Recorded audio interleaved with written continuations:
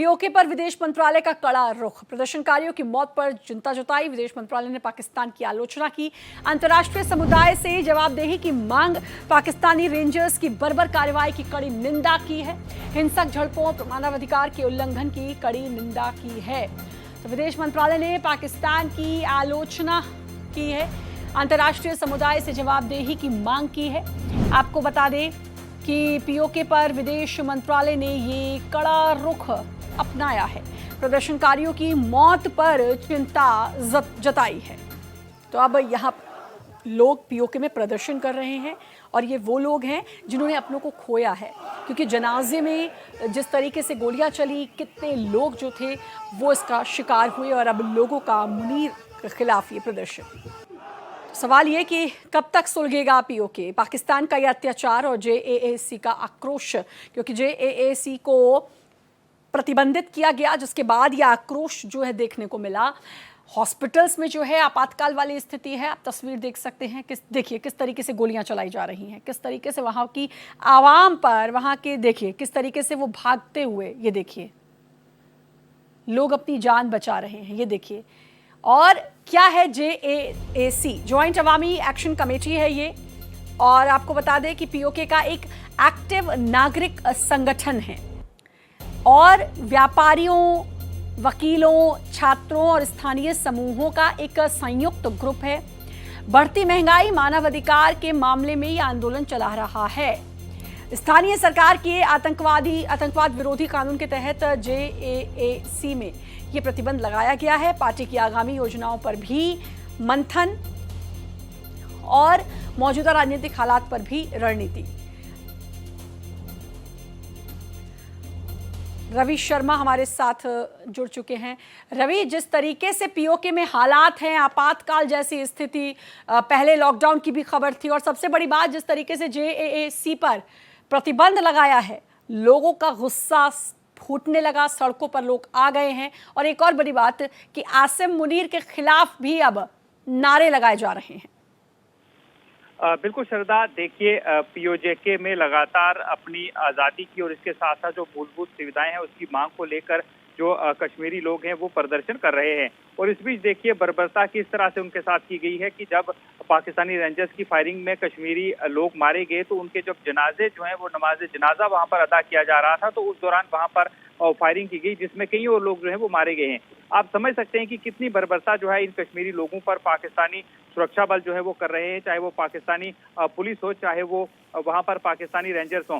ये लोग मांग किसकी कर रहे हैं? ये लोग मांग कर रहे हैं कि जो उनके अधिकार हैं वो उनको दिए जाएं, लेकिन उन्हें दबाने का प्रयास जो है वो किया जा रहा है। और पाकिस्तानी जो आर्मी है, क्योंकि मुल्ला मुनीर जो है वो अपना राज वहां पर कायम करना चाहते हैं, अपने चहेते उम्मीदवारों को वहां पर वो लोग जो है वो जिताना चाहते हैं आने वाले चुनाव में। उससे पहले इस तरह के हालात जो है वो बनाए जा रहे हैं और जॉइंट अवामी एक्शन कमेटी को एक आतंकी संगठन जो है उसकी तरह प्रतिबंध उस पर जो है वो लगाया गया है। लेकिन इससे जो पीओके के लोग हैं उनके हौसले जो है वो टूटने वाले नहीं है। वो लगातार प्रदर्शन कर रहे हैं। जितना उन पर जुल्म किया जाता है उससे दुगनी रफ्तार में वो वहां पर प्रदर्शन करते हैं और लोगों की भीड़ जो है वो और देखने को मिलती है, जो कि मुजफ्फराबाद की तरफ लगातार। और ये पहली बार की तस्वीर नहीं है। इससे पहले भी रवि, वहां की आम जनता पर जिस तरीके से बर्बरता सरकार करती आई है, आर्मी करती आई है, ये तस्वीर कई दफा निकलकर सामने आ चुकी है। और मुझे लगता है कि अब तो अंतर्राष्ट्रीय तौर पर इसका विरोध, क्योंकि भारत तो खुलकर इसका विरोध कर रहा है, उसकी कड़ी निंदा कर रहा है, अंतर्राष्ट्रीय स्तर पर इसका विरोध होना चाहिए, क्योंकि वहां की जनता खुद खतरे में है अपनी ही सरकार से।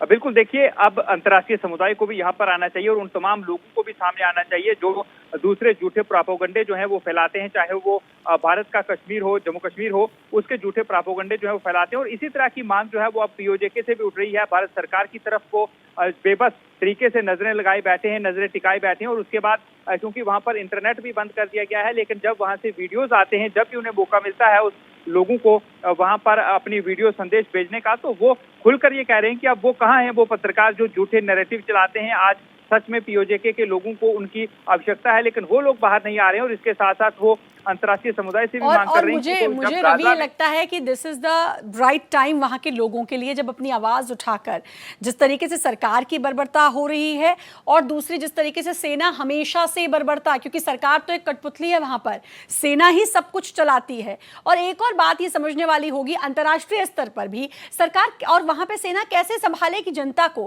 क्योंकि जो स्थानीय मुद्दे हैं, जो वहां के मुद्दे हैं, उस पर ध्यान ही नहीं होता। ध्यान तो आतंकवाद पर है ना, आतंकवादियों को पनाह देने पर है, कहां कहां हमले करवाए जा सकते हैं इस पर है, आतंकवादियों से कैसे साठगांठ हो सकती है। तो वहां की सरकार और सेना तो इसी में लगी रहती है। तो फिर वहां के लोगों के जो मुद्दे हैं, जो परेशानियां हैं, उस तरफ कब देखेगी वहां की सरकार?